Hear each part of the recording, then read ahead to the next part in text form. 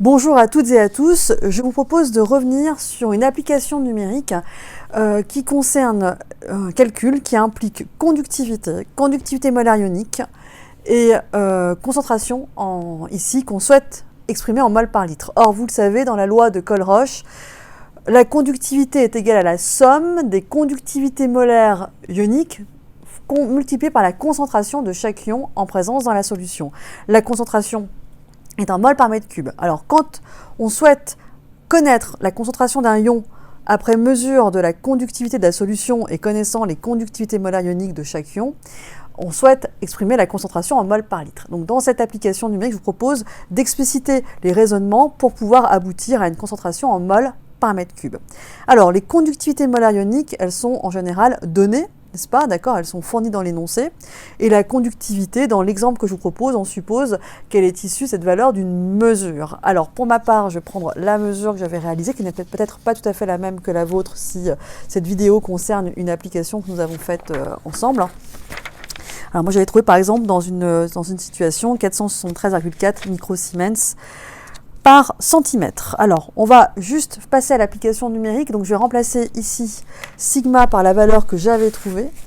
Donc, ici, hop, 473,4. Et ce que je vous propose, c'est de mettre de ce côté les unités.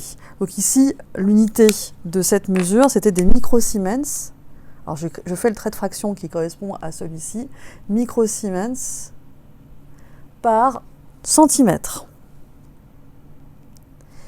divisé par, alors, la conductivité molaire ionique des ions H3O+, et des ions Cl-, je les ai par exemple ici dans cet énoncé, qui les exprime en millisiemens mètre carré par mol. C'est un grand classique d'unité. Donc hop, j'efface celle-ci. Alors j'efface en toute rigueur, il faut marquer dessous, sous votre ligne de calcul littéral, application numérique, et vous remplacez les valeurs lettrées par les valeurs chiffrées correspondantes.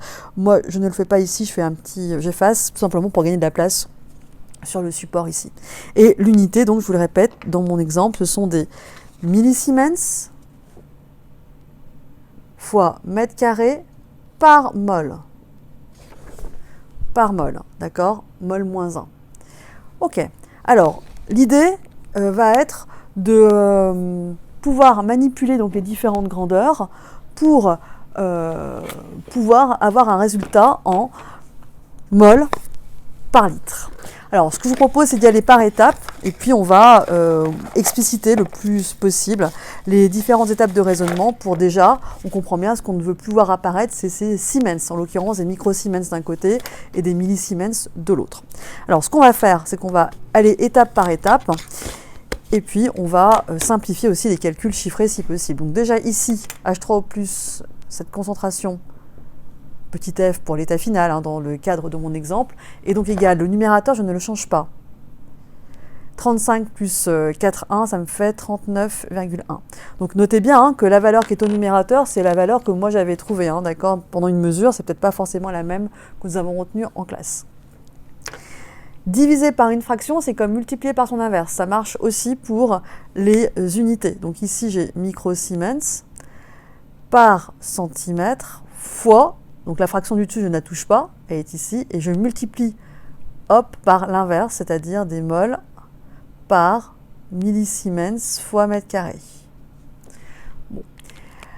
Ce qu'on se propose de faire, c'est de transformer ces microsiemens et ces millisiemens en siemens pour qu'on puisse déjà les simplifier. Donc, 473,4 microsiemens, c'est pareil que 473,4. Je remplace microsiemens par 10-6 siemens. Alors, je vais essayer de trouver un autre feutre, voilà. Donc, je remplace ici microsiemens par 10 puissance moins 6 siemens. Divisé par 39,1, je ne le touche pas. Et ce qui m'embête un petit peu ici, donc là, je ne vais pas toucher au centimètre, je ne vais pas toucher au mol. Millisiemens, je vais le remplacer, et les mètres carrés, je vais pour l'instant les laisser. Qu'est-ce que sont des millisiemens? Ce n'est rien d'autre que 10 puissance moins 3 siemens. En faisant ceci, ça devient intéressant. Pourquoi? Parce qu'on peut simplifier tout simplement les Siemens. En termes de 10 puissance de 10, pardon. On a donc ici 10 puissance moins 6 sur 10 puissance moins 3, c'est pareil que 10 puissance moins 3 au numérateur. D'accord? Donc là, je suis désolée hein, du contexte, j'essaie d'optimiser l'espace que j'ai devant moi. Donc ici, 10 moins 6 sur 10 moins 3, c'est pareil que 10 moins 3 au numérateur, avec plus que comme unité des moles et des centimètres fois mètre carré. Donc déjà, si on pouvait obtenir des moles par mètre cube, on serait ravis, puisque des moles par mètre cube, on voit bien que c'est bel et bien une unité de quantité de matière par volume, ce qui correspond effectivement au mol par litre. Alors, j'efface cette étape ici. Et l'idée, ça va être de convertir les centimètres en mètres. Donc ici, j'écris des moles, je ne le touche pas, fois des mètres carrés, je ne touche pas. Mais si je veux mettre des mètres, je rappelle que 1 cm, c'est 10 puissance. Ce 10-3, c'est celui-ci. 1 cm, c'est 1 centième de mètre. Donc, au lieu de mettre 1 cm, je peux écrire 10 puissance moins 2 mètres. Ainsi, en termes d'unité, qu'est-ce qu'on va avoir? Eh bien, on va avoir tout simplement des moles par mètre cube.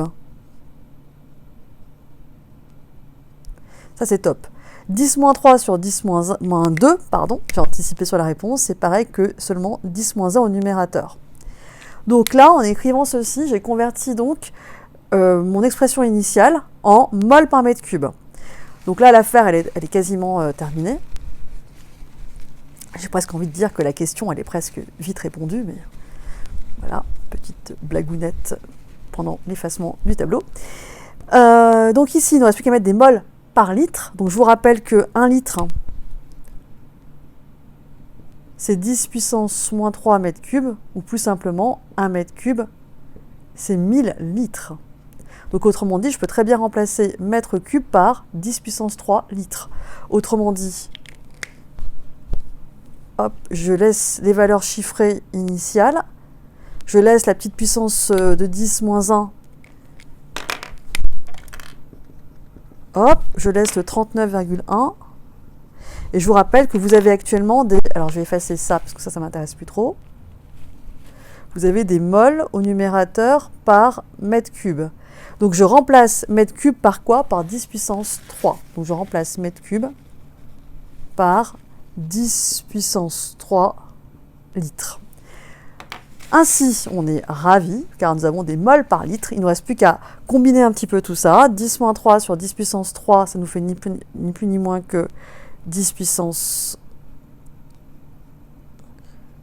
hop, sur 39,1 mol par litre. Donc 10 moins 3, 10 moins 1 moins 3, ça nous fait donc 10 moins 4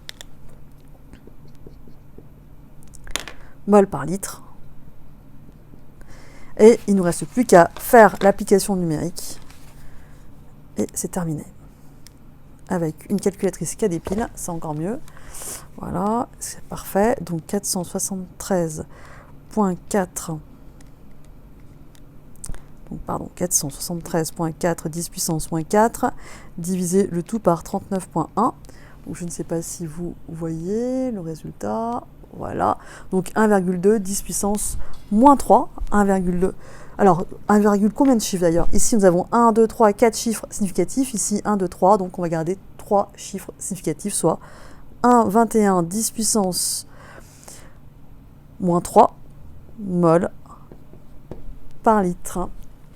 Voilà, à vous de vous entraîner et je vous dis bon courage.